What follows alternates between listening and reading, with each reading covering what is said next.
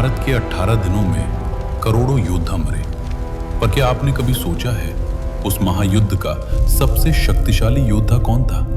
आप कमेंट जल्दी से करें कि महाभारत का सबसे बड़ा योद्धा कौन था। दोस्तों, आपको क्या लगता है? अर्जुन? नहीं।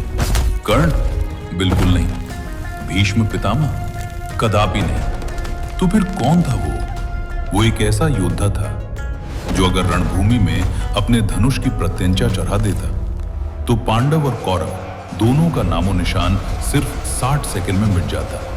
जी हां, सिर्फ 60 सेकंड। एक ऐसा योद्धा जिसे रोकने के लिए स्वयं सृष्टि के रचयिता को छल करना पड़ा। सोचिए कितना भयंकर होगा वो बल कि देवताओं को भी नीति बदलनी पड़ी। तैयार हो जाइए, क्योंकि आज आप उस महाबली की कहानी सुनेंगे जिसे दुनिया ने भुला दिया पर महादेव ने अमर कर दिया। दोस्तों, उस योद्धा का नाम है महाबली बर्बरी घटोत्कच का पुत्र, भीम का पौत्र, पर शक्ति में इन सब से कोसों आगे। हाँ, वो था महाबली बर्बरीक। उसकी वीरता विरासत में मिली थी, पर उसकी शक्ति तपस्या का परिणाम थी। जब बर्बरीक ने घोर तप किया और अपने आराध्य महादेव को प्रसन्न किया, तब स्वयं भगवान शिव प्रकट हुए। भगवान शिव ने प्रसन्न होकर उसे दिया एक ऐसा वरदान जो पूरी सृष्टि का संतुलन बदल सकता था। उन्हें मिले 3 अचूक बाण। दोस्तों, वो सिर्फ 3 बाण नहीं थे। उन 3 बाणों की शक्ति ऐसी थी कि पूरी सेना, पूरा युद्ध, पूरा अस्तित्व एक क्षण में समाप्त हो सकता था। ये साधारण तीर नहीं थे, ये विनाश और संरक्षण दोनों के स्वामी थे। पहला बाण उन सभी शत्रुओं को चिन्हित करता था जिन्हें मारना है। बस एक बार लक्ष्य तय और मृत्यु निश्चित। दूसरा बाण उन अपनों को चिन्हित करता था जिन्हें बचाना है, यानी युद्ध भूमि में भी जिन पर यह बाण निशान लगा दे उन्हें स्वयं काल भी स्पर्श नहीं कर सकता था। और तीसरा बाण वो था काल का साक्षात रूप। एक ही पल में उन सभी चिन्हित लक्ष्यों का सीना चीर देता। ना कोई चूक, ना कोई विलंब, और फिर वापस उसी वेग से अपने तरकश में आ जाता। सोचिए, सिर्फ 3 बाण और पूरा महाभारत एक क्षण में समाप्त। दोस्तों, महाभारत का युद्ध शुरू होने वाला था और महाबली बर्बरीक भी युद्ध भूमि की ओर प्रस्थान करने लगे। लेकिन उससे पहले वो अपनी माता के पास गए। उनकी माता थी मौरवी। माता ने आशीर्वाद दिया, पर साथ ही एक प्रश्न भी किया। पुत्र, तुम किस पक्ष से युद्ध करोगे? तब बर्बरीक ने अपनी मां के चरणों में सिर झुकाकर एक वचन दिया, मैं सदैव उस पक्ष का साथ दूंगा जो युद्ध में कमजोर होगा। माता ने आशीर्वाद दिया, पर शायद उन्हें भी आभास नहीं था कि यही वचन संपूर्ण सृष्टि पर भारी पड़ सकता है। बर्बरीक को अपनी शक्ति पर पूर्ण विश्वास था और अपने 3 अचूक बाणों पर उससे भी अधिक। लेकिन सृष्टि के संतुलन को लेकर चिंतित थे स्वयं श्री कृष्ण। अगर ये बालक युद्ध में उतर गया तो परिणाम सिर्फ जीत या हार नहीं होगा, पूर्ण विनाश होगा। इसीलिए युद्ध भूमि की ओर बढ़ते हुए बर्बरीक के मार्ग में एक ब्राह्मण आकर खड़ा हो गया। वो ब्राह्मण और कोई नहीं, स्वयं श्री कृष्ण थे।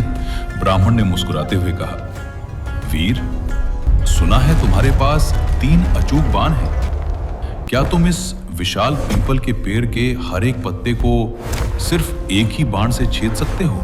तेज हवा चल रही थी, हजारों पत्ते डोल रहे थे। बर्बरीक ने आंखें मूंदी, मंत्र पढ़ा और बाण छोड़ दिया। एक ही क्षण में पेड़ के हर पत्ते में छेद हो गया, लेकिन एक पत्ता जिसे श्री कृष्ण ने चुपचाप अपने चरणों के नीचे छुपा लिया था, पर बाण रुका नहीं। वो घूमता हुआ सीधे कृष्ण के चरणों के पास आकर हवा में ठहर गया, मानो कह रहा हो, प्रभु पैर हटाइए, लक्ष्य अभी शेष है। उसी क्षण श्री कृष्ण समझ गए, समस्या उसकी शक्ति नहीं थी, समस्या उसका वचन था। अगर वो युद्ध में गया जब कौरव हारने लगेंगे तो वो उनका साथ देगा, जब पांडव कमजोर पड़ेंगे तो वो उनका साथ देगा। वचन निभाते निभाते वो दोनों पक्षों का अंत कर देगा। अंत में न पांडव बचेंगे न कौरव, सिर्फ बर्बरीक और उसके 3 बाण। पूरी सृष्टि का संतुलन एक बालक के हाथ में था। एक पुत्र का अपनी मां को दिया गया वचन पूरे महाभारत का परिणाम बदल सकता था। अब श्री कृष्ण समझ चुके थे, अगर धर्म को बचाना है, अगर सृष्टि का संतुलन बनाए रखना है, तो इस महाशक्ति को युद्ध भूमि में उतरने से रोकना ही होगा। ब्राह्मण रूप में उन्होंने बर्बरीक से कहा, वीर, क्या तुम दान दोगे? बर्बरीक ने बिना संकोच उत्तर दिया, ब्राह्मण देव, क्षत्रिय के लिए दान से बढ़कर कुछ नहीं। मांगिए, क्या चाहिए? तब कृष्ण ने कहा, मुझे तुम्हारा शीश चाहिए। क्षण भर के लिए भी न आश्चर्य, न भय, न क्रोध। महाबली बर्बरीक मुस्कुराए। उन्होंने समझ लिया, ये कोई साधारण ब्राह्मण नहीं, ये स्वयं ईश्वर की इच्छा है। बिना एक पल सोचे उन्होंने अपनी तलवार जय श्री कृष्ण और एक ही झटके में अपना शीश काटकर श्री कृष्ण के चरणों में अर्पित कर दिया। धरती थर्रा उठी, आकाश मौन हो गया। एक ऐसा दान जो इतिहास में अद्वितीय था। धर्म की रक्षा के लिए एक योद्धा ने अपना संपूर्ण अस्तित्व अर्पित कर दिया। जब महाबली बर्बरीक ने अपना शीश अर्पित किया, तब श्री कृष्ण ने अपना वास्तविक दिव्य रूप प्रकट किया। उन्होंने प्रेम से कहा, वीर, तुम्हारा त्याग अद्वितीय है। तुमने धर्म की रक्षा के लिए अपना जीवन दे दिया, इसलिए मैं तुम्हें अमरत्व का वरदान देता हूं। कृष्ण ने बर्बरीक के शीश को एक ऊंची पहाड़ी पर स्थापित कर दिया, ताकि वो पूरे महाभारत युद्ध का साक्षी बन सके। 18 दिन तक युद्ध चलता रहा, रक्त बहता रहा, वीर गिरते रहे और उस पहाड़ी पर रखा बर्बरीक का शीश सब कुछ देखता रहा। जब युद्ध समाप्त हुआ और पांडवों में यह चर्चा होने लगी कि विजय का श्रेय किसे जाता है, तब श्री कृष्ण ने बर्बरीक के शीश से पूछा, बताओ वीर, तुम्हें इस युद्ध में सबसे बड़ा योद्धा कौन दिखा? शीश ने उत्तर दिया, मैंने तो हर ओर केवल आपका सुदर्शन चक्र घूमते देखा और मां काली को रक्तपान करते देखा। मनुष्य तो केवल माध्यम थे। उस क्षण सभी समझ गए, विजय किसी मनुष्य की नहीं थी, विजय धर्म की थी और धर्म के पीछे खड़े थे स्वयं कृष्ण। पांडव समझ गए, विजय उनका अहंकार नहीं, ईश्वर की कृपा थी। श्री कृष्ण प्रसन्न हुए। उन्होंने कहा, वीर बर्बरीक, तुमने सत्य कहा। तुम्हारा त्याग और निष्पक्ष दृष्टि अद्वितीय है। कलयुग में तुम मेरे नाम श्याम से पूजे जाओगे। जो भी तुम्हारे दर पर आएगा वो कभी खाली हाथ नहीं जाएगा।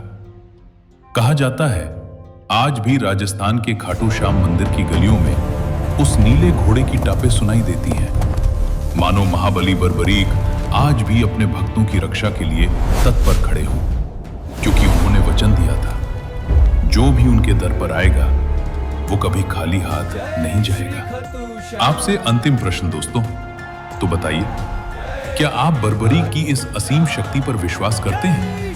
अगर हां, तो कमेंट्स में लिखिए जय श्री श्याम और इस वीडियो को उन लोगों तक जरूर पहुंचाइए जो आज भी खुद को अकेला समझते हैं। उन्हें याद दिलाइए, हारे का सहारा बाबा श्याम हमारा।